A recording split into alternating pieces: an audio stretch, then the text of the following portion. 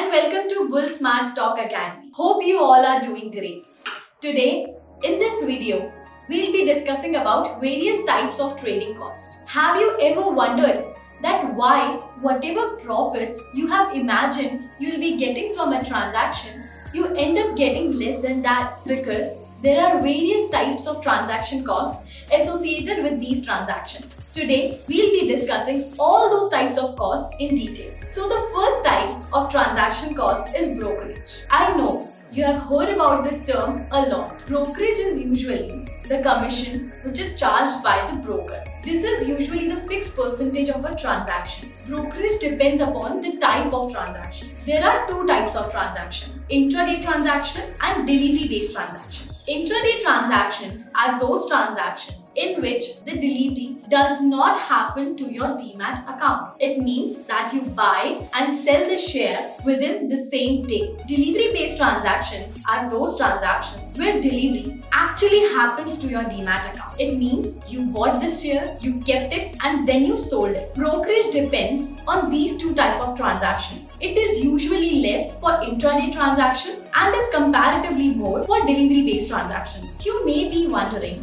why is it so? It is because in intraday, delivery is not happening. Everything is virtual, so the cost will be less, right? And in delivery-based transaction, delivery is actually happening. You are getting something. Demat account is put to use. That is why the brokerage is more. Second type of trading cost is STT. STT stands for Security Transaction Tax. This is the tax which is payable by investors and traders to the central government. STT will be debited every time you buy or sell the share. STT is levied on three types of transactions: stocks, equity mutual funds, and derivatives. Your broker will automatically debit whenever you buy or sell these types of investments. For delivery-based transactions, STT is levied at the rate of 0.1% of the transaction value. Third type of transaction cost is goods and service tax. I know,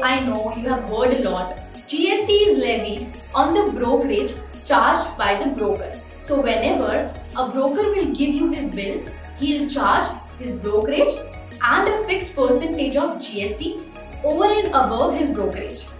That is right now 18% of the brokerage. Fourth type of transaction cost is stamp duty. What is stamp duty? Stamp duty is the tax which is payable by investors and traders to the state government. As it is different for different states, the amount that will be levied as stamp duty will be different for different states. Next type of transaction cost is transaction charges. These are the charges which are levied by stock exchanges for each side of the transaction. So whether you are buying or you are selling, you have to incur stock exchange charges known as transaction charges. Next type of transaction cost is SEBI turnover charges.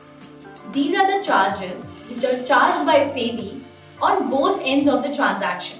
These are charged on three types of transactions: option trading, delivery trading, and equity intraday trading. Last type of transaction cost is DP charges that are commonly called as depository participant charges. These are the charges which are levied by depository for safekeeping of your shares and stocks in your Demat account. Hope after watching this video, you will be able to understand that there are various types of costs associated with these transactions.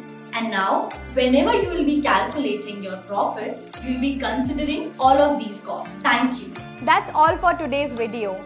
See you in the next one. If you found this video informative, please like, share and subscribe to our channel. Do not forget to press the bell icon so that you can get further updates. Thank you. Till then, invest kariye, khush rahiye.